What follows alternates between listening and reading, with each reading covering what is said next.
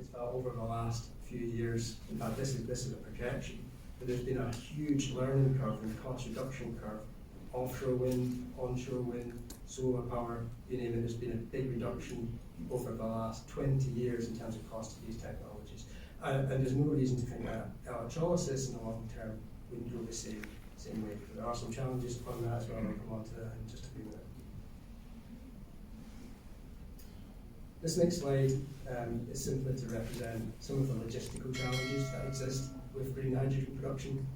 The top line shows the process representative for the production of ultimately ammonia using blue hydrogen, or it could even be grey hydrogen in this case as well.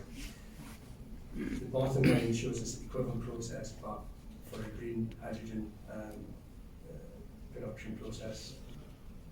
So what to look at is this box here on the left hand side shows a relative size difference between a blue hydrogen production plant and a green hydrogen production plant. And you can see very clearly that the green hydrogen plant requires much more land than a blue hydrogen plant. There's also a significant amount of water that's needed. So desalination, especially in the Middle East, is going to be absolutely key to producing low-cost hydrogen. And the text here you can see on a 1 gigawatt scale green hydrogen plant, which is very big, that size of plant doesn't exist today, would require 319 tons of water per hour, which to be fair is a drop in the ocean in terms of the amount of desalination that happens here already, but is something that needs to be carefully considered. And environmental, in terms of dealing with the brine as it comes out of it, desalination is key.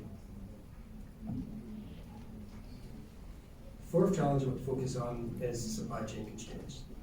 And this is where we have a quirk of the market is that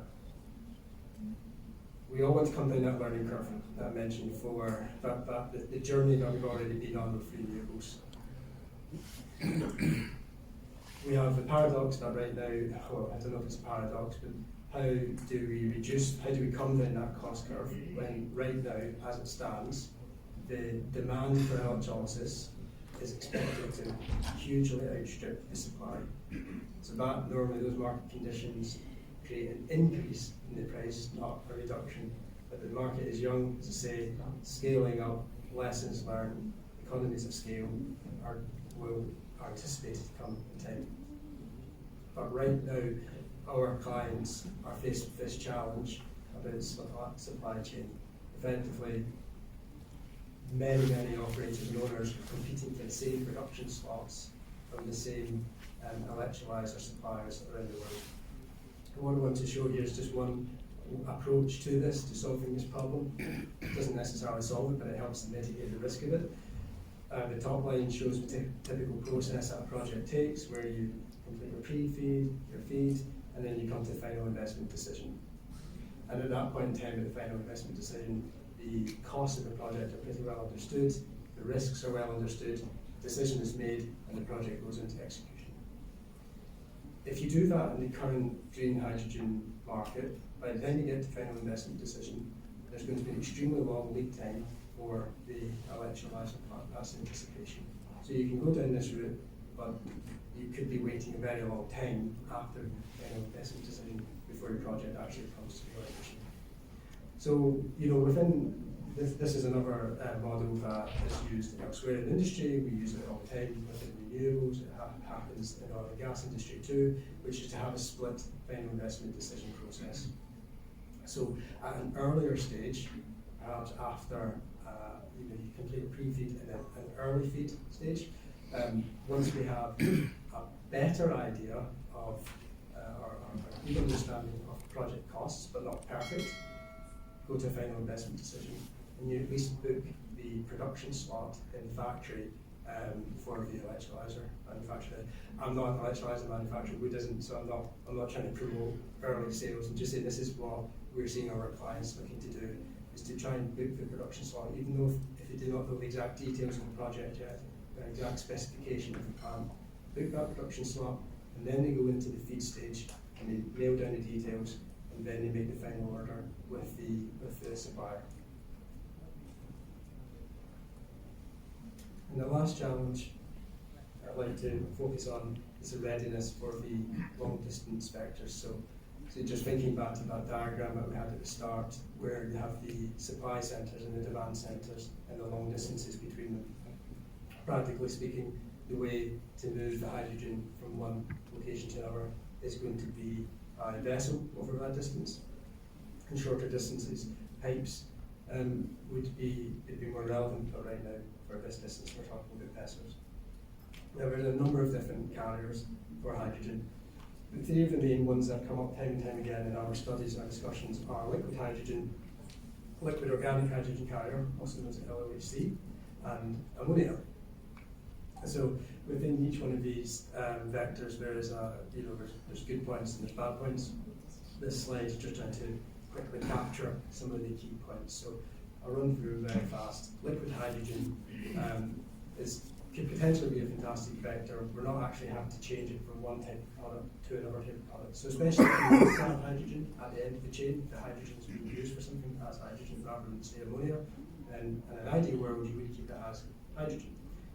The problem is that hydrogen takes up a very large space. It's not volumetrically energy dense. If you turn it into liquid hydrogen, then it can become dense and it can reasonably be shipped. The problem is that it needs to be cooled to minus 250 degrees C to do this, which consumes a lot of energy in and of itself. It then consumes further energy to maintain that temperature as it ships. So this is a problem, and Stuart's going to mention it a little bit more the later slide. This is a new technology, and it's being developed. There are pilot projects happening.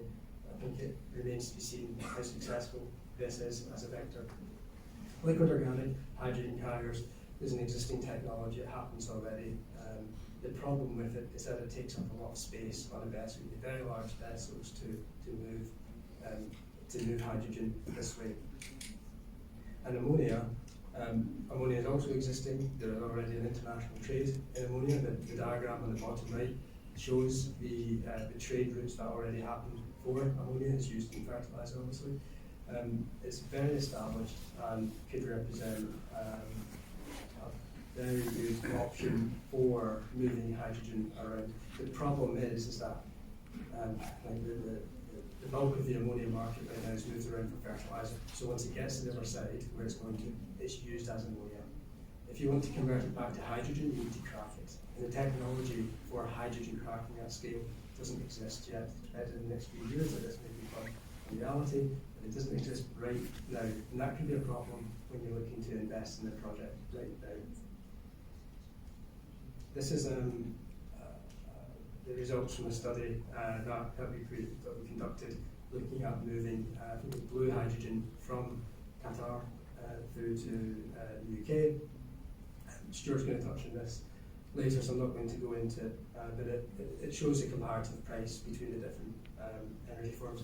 The one thing I've noted on this is it's very dependent on the specific circumstances.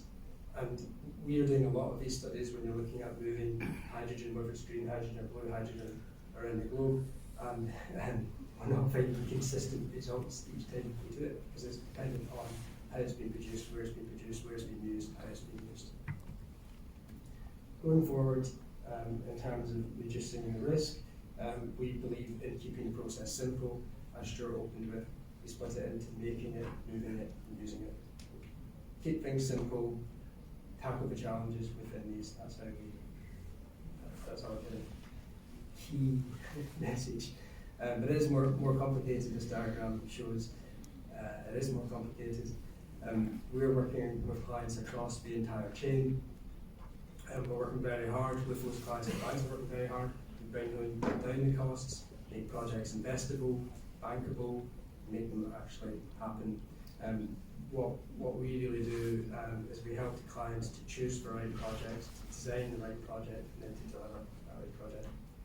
And last slide for me is just to show the experience. So Stuart had a similar slide from this. I'm not going to repeat the same thing. All I would like to say on it is that there are tons of headlines in the news about green hydrogen. Every day you look at the news, there's something new going on about green hydrogen, so there is a lot of hype. The nice thing about working on projects all around the world is that we see the actual data behind the news, and we like to put that into good use on our projects. We see past those headlines. That's all I want to say. I think now we're going to break for a panel discussion. Great. Thank you very much.